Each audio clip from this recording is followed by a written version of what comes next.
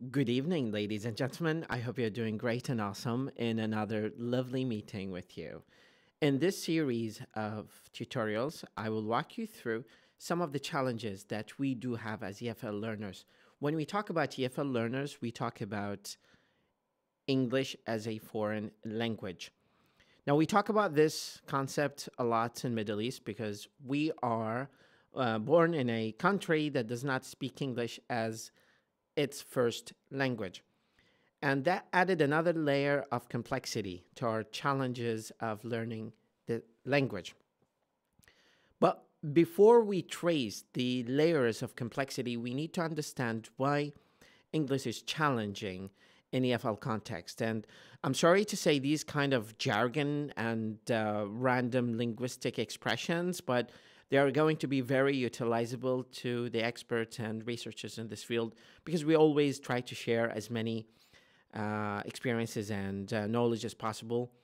And when we talk about learners, when we talk about how learners learn, we need to get them to understand that when we start learning language, we're not trying to get a job done.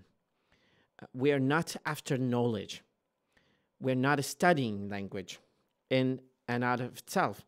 Because we're not addressing language as we're addressing geography, that it's a piece of information that we have to acquire and that's it. No. Language learning is not about knowing something, but about using it and achieving communication with people and getting them to understand each other and understand you. So language learning in and out of itself is not a task that should be achieved in a shorter period of time. And that's why we interpret and translate the journey of lots of learners after they get frustrated, that language learning is not about achieving a task or acquiring certain kind of knowledge. It's actually highly more preferable and recommended that you use limited set of vocabulary to talk with people and get to understand what people are talking about within your territory of things that interest you. So if you're interested about certain kind of things like plantations, agriculture, geography, and you have a limited set of vocabulary, use this set of vocabulary and try to gradually develop a sense of understanding of how to communicate your message to people and how your message should be understood by people and decoded. And always try to resort to alternatives. Whenever you have difficulty saying something, that's because you are subconsciously or unconsciously trying to translate literally from Arabic to English. And that's not your job. You're not a translator. And we always try to convince you that you're not a translator. And if you're not a translator, you are an English learner. So the point that I want to deliver to you that lots of people actually get frustrated because they perceive language as a task or a goal that they have to reach to. And once they do not accomplish this goal, they feel frustrated and they withdraw their forces and just go back and decide not to learn language. Language is not about knowledge seeking of a specific sort of data that you collect and use in a test. No. Language learning is more of understanding that you need to use language for communication and collect some pieces of the puzzle of language and try to use it in your daily conversations with people and have them understand you and be understood. So that's the key feature of a successful learner. Successful learners do not see language as an objective, and they have to reach to a certain goal in that objective. It's wide desert. You can go in any direction or destination, but sometimes people feel frustrated of not accomplishing exactly what they are looking for. Now, going back to point number one that I mentioned regarding EFL context, that we do have basic challenges as English speakers as Arabic speakers of English. In Arabic, we have no equivalent of auxiliary do.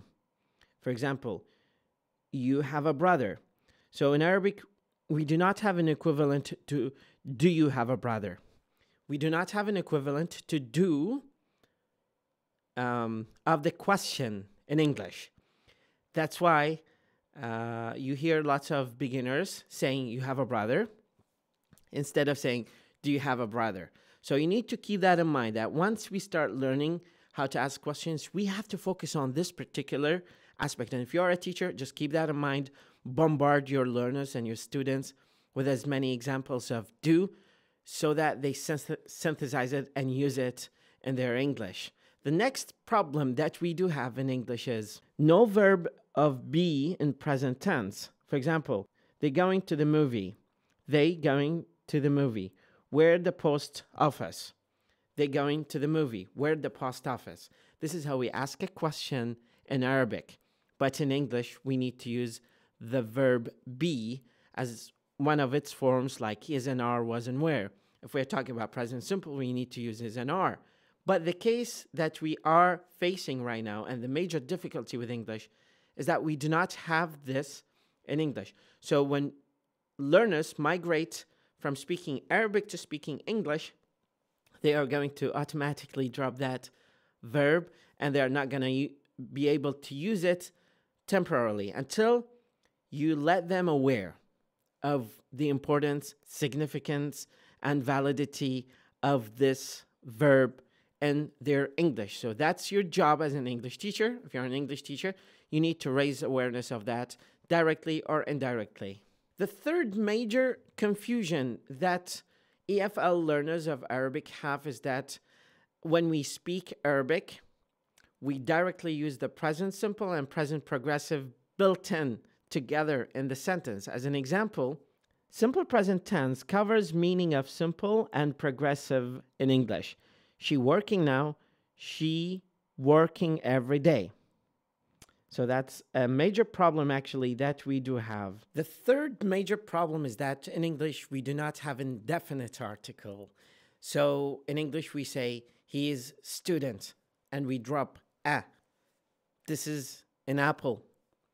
In Arabic we do not have this indefinite article. So it's really highly recommended that English teachers adopt certain kind of lesson plans to help them be aware of the importance of indefinite articles and definite articles in English, and also trying to inductively and deductively help learners learn this feature of English language. And actually, it's a very advanced feature. So when we study EFL and ESL context, we always attribute mastery of indefinite and definite articles to the advanced level learners. The next problem that we do have is definite article is used for days of the week, some months, some place names, and in many idiomatic expressions. For example, he went to the bureau.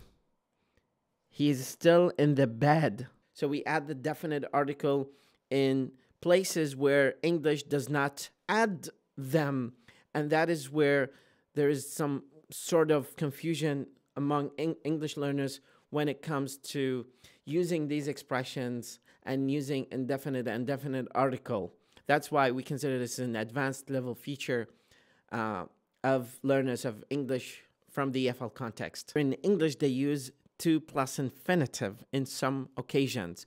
And this is where there is an overlap among learners when they come to learn this feature. Let me give you an example of this in order to help you understand the process and the whole problem. I want that you say, but in English, we say, I want you to say. I want you to say. So that's a major difference also between Arabic and English. Arabic is VSO.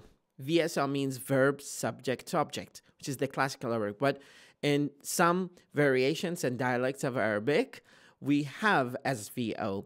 But English is an SVO form of language where subject comes first, then it is followed by a verb, then it is followed by an object. And that creates major confusion. So if we look at this example here, hoped the committee to solve the problem instead of the committee hoped to solve the problem. But in certain occasions, we do have, in colloquial Arabic, we do have SVO, like Ahmed came home, Ahmed جاء إلى البيت, which is in common colloquial Arabic of probably Iraqi and Levantine So these are some major problems that we do have as and face as AFL learners of English. I hope by presenting them to you, naturally we can synthesize and process these problems and raise awareness among teachers to give them a chance to find lesson plans to help students overcome these kind of problems. And by immersive learning and exposing learners to a variety of lessons, they would definitely achieve that. I hope by this lesson I have achieved some sort of understanding of the structure and the syntax difference between Arabic and English in some perspectives, and that is going to help you understand the beauty of Arabic and English as independent languages that share some commonalities and learning them together. Thank you so much, and looking forward to see you in another video. مدرب اللغة وليد خالد.